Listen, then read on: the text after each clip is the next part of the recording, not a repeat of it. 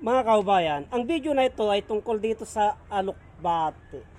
Ang alokbate mga kaubayan ay lingid sa ating kaalaman ay marami po tayong benepisyong nakukuha dito sa alokbate na ito. Ang proseso ng paggamit ng alokbate na ito mga kaubayan ay linalaga po ito, iniinom. Kahit na ito magulang na tangkay na ito.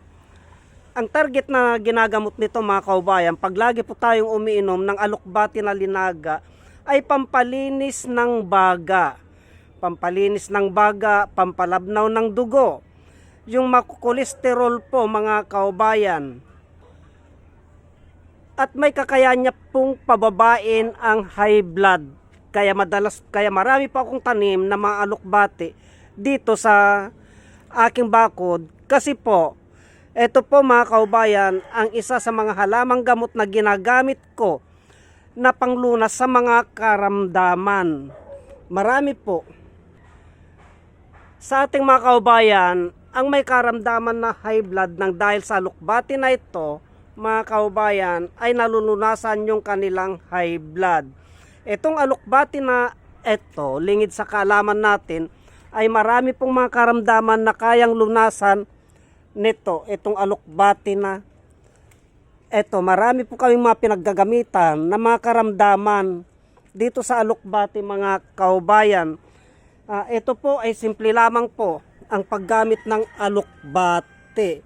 Linalaga lamang po namin ito, saka po iniinom o kaya ginagawa po naming salad.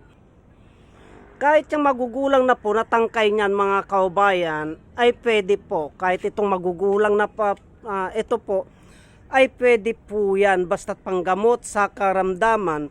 Kaya lamang po itong mga talbos na ito ang kinukuha namin kasi pangsahog nga po sa ulam. Pero pagdating po sa karamdaman mga kaubayan ay kahit na magugulang po ay pwede po yan.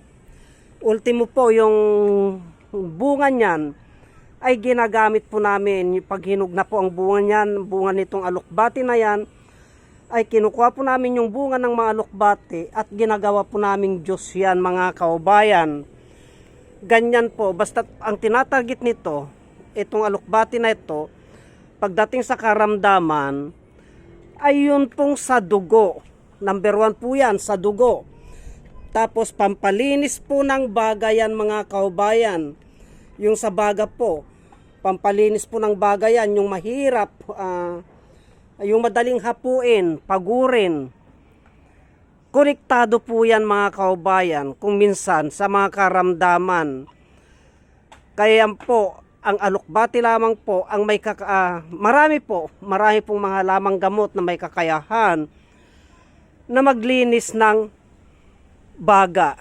Kaya lang po, itong nasa aking bakuran po, ay ito ang halamang gamot na nandito sa aking bakuran, kaya ito po ang aking ipinalabas ngayon na pampalinis ng baga mga kaubayan. Kaya wag po nating baliwalain ang kakayahan ng halamang gamot na itong alokbate, kasi mabisa po ito mga kaubayan na panglinis sa mga karamdaman. Maliban sa masarap na ulam na, itong alokbate ay gamot pa po sa karamdaman. Ito, mapabata po, may edad na ay pwede po itong alokbate na ito. Marami pong salamat.